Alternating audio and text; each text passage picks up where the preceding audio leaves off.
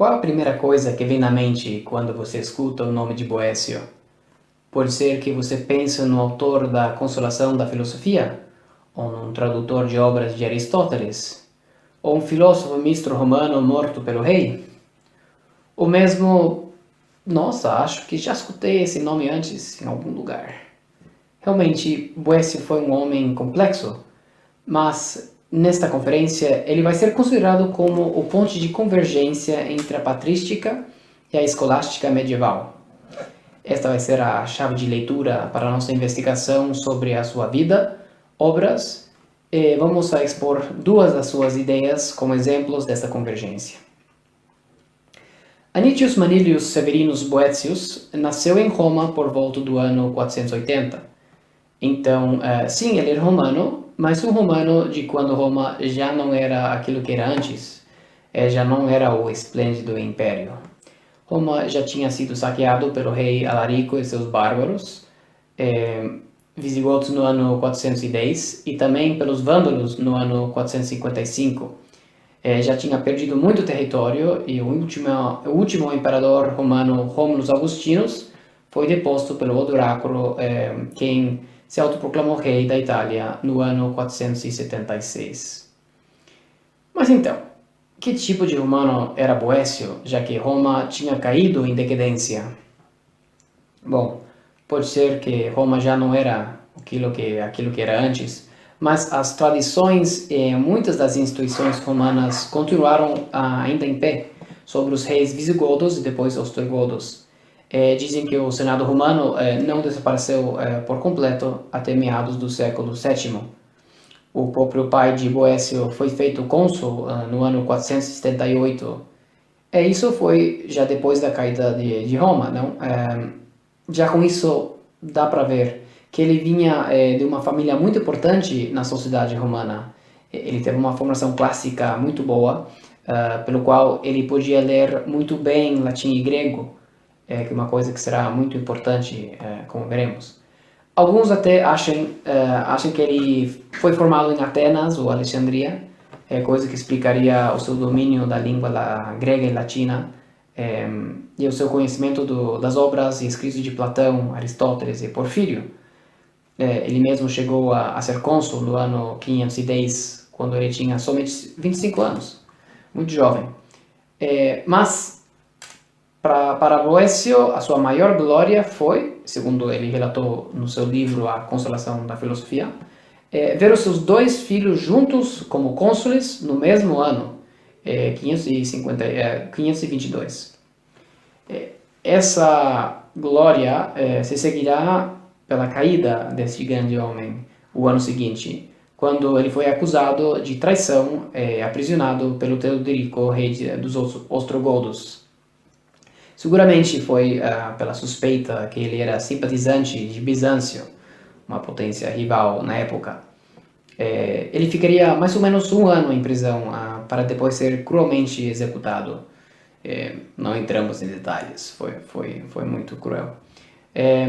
Mas foi neste ano que ele escreveu a sua obra mais famosa, já mencionada, A Consolação da Filosofia. Tem controvérsia sobre este livro. Alguns autores acham que ele voltou para uma visão pagã da filosofia, mais de estilo estoico, deixando o seu cristianismo no momento de dificuldade. É verdade que ele não menciona Jesus na obra, sendo uma obra filosófica, mas ele cita o livro da sabedoria. Não vou tentar resolver o problema nessa sede, mas é interessante a visão de Etienne Gilson, que diz que, ainda quando ele fala como filósofo, ele pensa como cristão. Bom, mas Boécio escreveu muitas outras obras e fez algumas tradições importantíssimas para a história do pensamento filosófico teológico. Ele foi tradutor de algumas das obras lógicas de Aristóteles, entre as quais as categorias, lógica do conceito, a perihermaneias, lógica do juízo, a analítica a priori, lógica do argumento, etc. Mas ele não só traduziu essas obras, ele também escreveu obras próprias sobre a lógica. Temos exemplo na obra sobre a divisão, ou sobre o silogismo categórico. além de ter feito comentários sobre as suas tradições que depois até tomaram o lugar dos textos originais, pela sua qualidade durante a Idade Média. Ele também comentou a introdução ao livro das categorias, escrito pelo Porfírio, um neoplatônico muito influente. Assim, já podemos ver a influência aristotélica e platônica sobre Boécio. É justamente isso que está no centro da minha visão sobre ele, não? Como a convergência entre a patrística, que em grande parte é marcado pela confluência entre o pensamento platônico e o cristianismo, e a escolástica, que em grande parte é marcado pela confluência entre o pensamento aristotélico, particularmente a sua lógica, e o cristianismo. Ele é herdeiro do primeiro e ele é instrumental no desenvolvimento do segundo. Essa visão será ainda mais clara quando analisarmos as suas outras obras. Até agora vimos o Boécio tradutor, ou Boécio lógico, mas ele também escreveu sobre a teologia, além de ter alguns livros sobre música e matemática. Algumas das suas obras teológicas são o De Fide Católica, o Quomodo Substantia, o Contra Eutychem Nestorium, que faz com que ele entre nas discussões típicas da patrística do seu tempo e das gerações anteriores, defendendo a fé católica exposta no Concílio de Calcedônia, celebrado antes no ano 451. Isso mostra as suas raízes na patrística e o seu interesse pelas coisas que estavam acontecendo no Oriente, que ele podia seguir graças ao seu conhecimento da língua grega. Mas a obra mais famosa dele de teologia é o livro De Trinitate, obra que teve grande sucesso na Idade Média, graças a ser comentado pelo São Tomás de Aquino. Neste livro vemos a sua famosa definição da pessoa, que está analisado e aperfeiçoado pelo Dr. Angélico, como veremos mais adiante. O último livro dele, que vou mencionar, é o livro De Hebdomadibus. Uma possível tradução seria sobre os 7 dias, ou a semana, mas São Tomás diz que se deveria traduzir sobre as investigações, que também tem outro título muito comprido, Quomodo Substantia in eo quod sint, bone sint, quod non sint substantia bona. Bom, mas vamos ficar com o nome de Hebdomadibus. Aqui, junto com as suas traduções dos livros lógicos de Aristóteles, que deu à tradição medieval os fundamentos para uma epistemologia que depois São Tomás aplicará a Deus. Isso também vamos ver em mais profundidade depois. Bom, a primeira ideia que mostra a importância e influência de Boécio no escolasticismo é o conceito de pessoa. Este conceito vem tratado em várias obras de Boécio, mas sua famosa definição de pessoa vem exposto no livro que se chama Liber de Persona et Duabus Naturis contra Eutychem et Nestorium. Este livro é um ótimo exemplo de Boécio como convergência entre patrística e escolástica, já que esse texto, como mencionamos antes, é sobre um tema típico da patrística, com as controvérsias trinitárias e cristológicas que deram pé ao conceito de pessoa. Outra vez, é o seu conhecimento de grego e da panorama teológico do Oriente que vem em nossa ajuda para tratar esse tema. Não vamos poder tratar todos os detalhes dado a natureza dessa conferência, mas a definição que ele propõe da pessoa no capítulo 4 desse livro é persona vero rationalis nature individua substantia, ou seja, uma substância individual de natureza racional. É justo no contexto da acusação de Nestório, cujo mérito não vou afrontar, de propor duas pessoas em Cristo, uma coisa já claramente condenada no tempo de Boécio. Uma pessoa divina, ele propõe uma pessoa divina e outra pessoa humana. Boécio traduz ousia como natureza, que ele chama uma propriedade específica de uma substância, hipóstasis como pessoa. Então Deus tem uma ousia, natureza, e 3 hipóstases, pessoas. Ele acha que Nestório pensava que cada natureza implicava necessariamente uma pessoa distinta. Então Cristo teria 2 pessoas, já que tem 2 naturezas. É justo isso que Boécio quer combater e clarificar. Ele se pergunta como estariam unidas? Será que tem dois Cristos? Não, tem um Cristo só, porque aquilo que é um, dado que a unidade e o ser são convertíveis. Ao final da discussão, ele chega à posição católica, que Cristo tem duas naturezas em uma só pessoa, a pessoa divina. O interessante é ver como São Tomás emprega essa definição e aperfeiçoa. Isto mostra a influência claríssima de Boécio na escolástica. São Tomás faz isso na sua Suma Teológica, questão 29 da Prima Pars. Ele começa todos os artigos, como normalmente, com objeções, não? E com a caridade intelectual e deferência típica do Dr. Angélico, ele defende a definição de Boécio. Mas também propõe algumas alterações da definição em prol da precisão. Isso se vê no artigo 3. Nesse artigo ele define pessoa como subsistens in rationale natura. Então já vemos como ele mudou indivíduo a substância para subsistens. Ele acha que isto é uma maneira melhor e mais simples para aplicar à pessoa divina. Na resposta da quarta objeção do mesmo artigo, ele precisa também que, no caso de Deus, a rationale nature deveria ser entendido como a parte intelectual da razão, ou intellectualem naturam, ou seja, não discursiva, já que Deus é perfeitamente simples e ele não passa de um conhecimento a outro, mas conhece todas as coisas, conhecendo a si mesmo em um só acto. De fato, no mesmo artigo, no Respondio, ele define uma pessoa divina assim. Pessoa igitur divina significat rationalem ut subsistentem. Isso para significar a parte relacional das pessoas divinas, que são distintas somente por razão da relação de origem. Não? Bom, poderíamos entrar muito mais em detalhe, porém isto se converteria numa aula de Trinitária e Cristologia. Não? O importante dessa parte da conferência era mostrar como Boécio, traduzindo o termo grego de hipóstasis como persona, e depois definindo-lo, o deixou uma importante herança intelectual na escolástica, particularmente com São Tomás de Aquino. Agora vamos entrar na análise de um outro ponto do seu pensamento, já previamente enunciado, como outro exemplo dele como convergência. Essa vai ser uma parte da sua epistemologia, particularmente em referência ao conhecimento das primeiras verdades. O ponto de partida que vamos usar é o seu livro, o De Hebdomadibus. Este livro é interessante em parte pela sua brevidade, em parte pela sua profundidade e dificuldade a causa justamente da sua brevidade. Isso é até assumido pelo Boécio, quando ele diz na introdução: portanto, não os opõe às obscuridades associadas à brevidade, que, por serem fiéis guardiães de um segredo, têm a vantagem de falar apenas com aqueles que são dignos.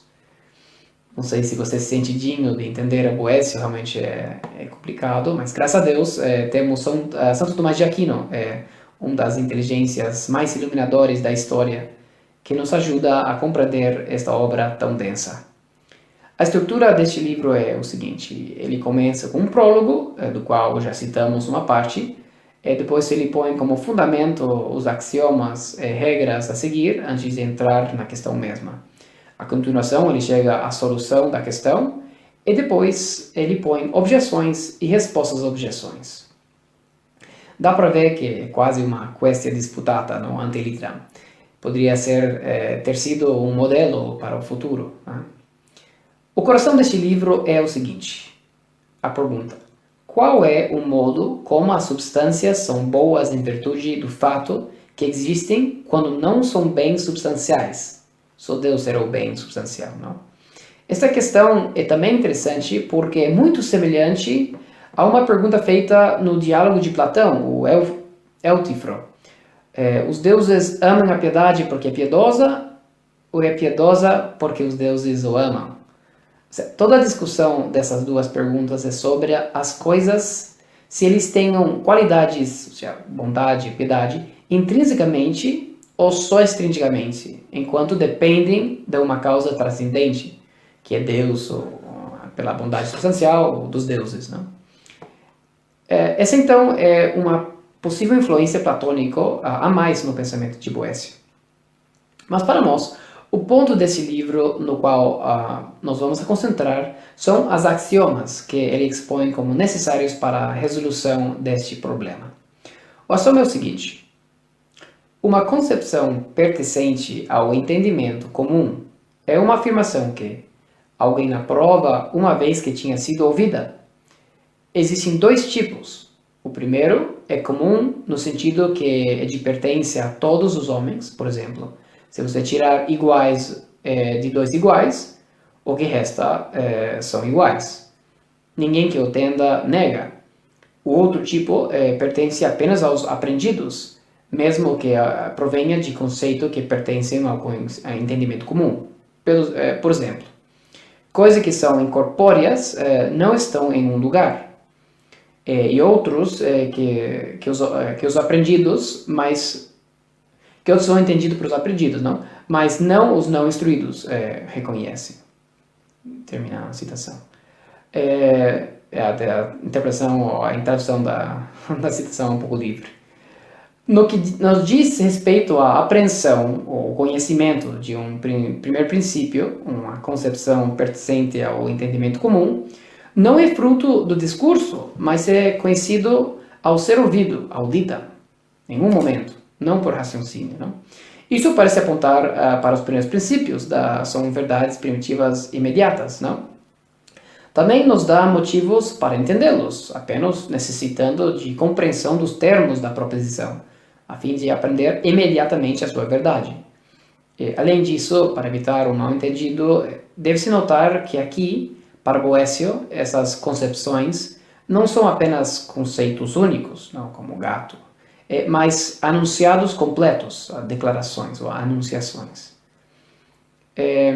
A divisão entre os primeiros princípios naqueles que pertencem a todos os homens, omnium hominum, e os que pertencem apenas aos doutos, doctorum, baseia-se em quem aprova a verdade da concepção comum, a enunciação. Santo Tomás, na sua interpretação de Boécio, funda essa divisão nos primeiros princípios na universalidade ou não dos termos da enunciação, em relação àqueles que o aprendem. Não? Tem certos conceitos que não são conhecidos por todos, então não seriam tão universais em relação a nós que estamos escutando o princípio. Aristóteles, de fato, já falava da verdade, dessas verdades, não per se nota, no seu livro Analítica Posterior. Um livro que, curiosamente, Boécio não chegou a traduzir nem comentar, só a Analítica Prior. Sendo assim, não é difícil pensar que ele conheça, ao menos, ou leu este livro, talvez quando ele estava lá em Alexandria ou em Atenas, não? Para tirar essa doutrina epistemológica aristotélica. Não?